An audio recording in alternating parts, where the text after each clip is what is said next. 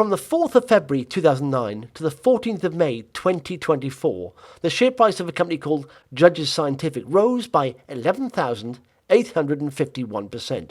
So if you'd invested £10,000 on the 4th of February 2009, by the 14th of May 2024, you'd have £1,195,000. How did this company do this? The same reasons these companies returned these amounts.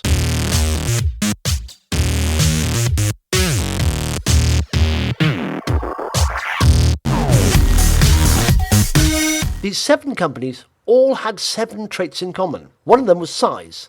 They all started as smaller companies. This is why at SharePickers.com we focus on smaller companies.